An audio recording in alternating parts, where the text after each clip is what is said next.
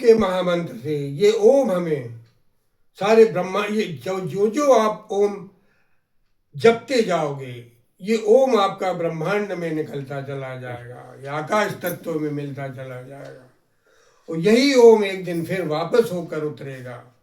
वो जब ओम वापस होकर उतरेगा तो उसी समय अस्तित्व हमें उस ओम के द्वारा हमें आत्मा में उतारेगा। ये ओम की ऊर्जा, आत्मा की ऊर्जा और सारे ब्रह्मांड की ऊर्जा एक दिन एक हो जाएगी, क्योंकि ब्रह्मांड की ऊर्जा, आत्मा की ऊर्जा, ओम की ऊर्जा ये अलग नहीं, ये सबका होनापन एक है, ये सब एक ही ऊर्जा है। और ये सारी की सारी ऊर्जा जब आपस में मिल जाएगी तब एक विस्फोट होगा। उस विस्फोट की आवाज नहीं आएगी, ऐसा नहीं लगेगा कोई बहुत बड़ी आवाज आई, लेकिन फिर भी उसको बोलते हैं कि आपके भीतर एक विस्फोट होगा, क्योंकि ये ब्रह्मांड की सारी ऊर्जा हमारी आत्मा की और हमारे ओम की, ये जब ऊर्जा आपस में एक हो जाएंगी और आप स्वयं, आपकी आत्मा और सारा ब्रह्मांड एक तो है ही, लेकिन अनुभूति में ना होने की वजह से हम उलझनों में आ जाते हैं।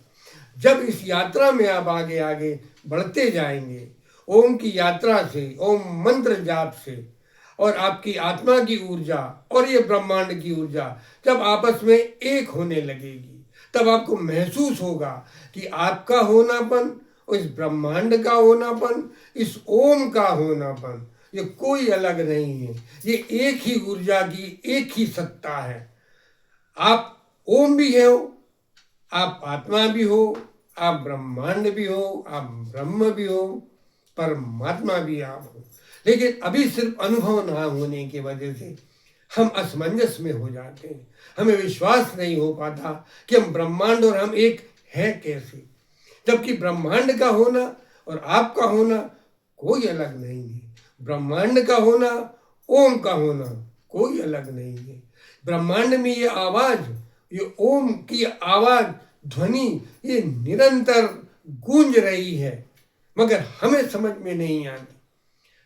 जब हमें समझ में आएगी जब ये ओम हमारे भीतर उतरकर हमें अपने आत्मा से, हमें अपने होनेपन से मिला देगा, और जब हमें अपना होनापन समझ में आएगा तभी इस ब्रह्मांड का होना हमें समझ में आएगा।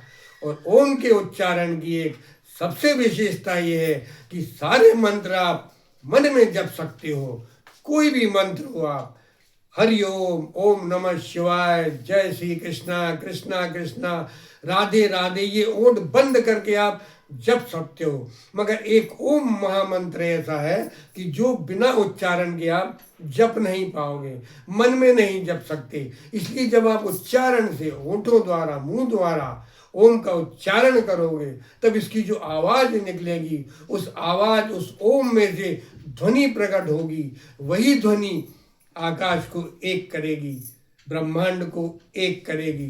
क्योंकि ओम की ये बहुत विशेषता है। आप सोचिए, आप अनुभव में लीजिए कि आप होंठ बंद करके ओम बोलिए, आप नहीं बोल पाओगे। आ बोलने के लिए, क्योंकि अ उ म ये से ओम बना है, ये अकार उकार मकार, ये सारे के सारे इन चीजों से आपके विकार खत्म होंगे, आपकी विकृतियां खत्म होगी, आपकी बुद्धि शुद्ध होगी। इस तरह ये ओम बिना उच्चारण के जपना भी मत, एकांत में, लेकिन फिर भी उच्चारण के साथ जपो। जहां भी जपो, आप मंदिर में जाओ, कोई ऐसा मंदिर देख लेना जिस मंदिर में आप अकेले हो या किसी को ओम जपने से कोई आपत्ति ना हो।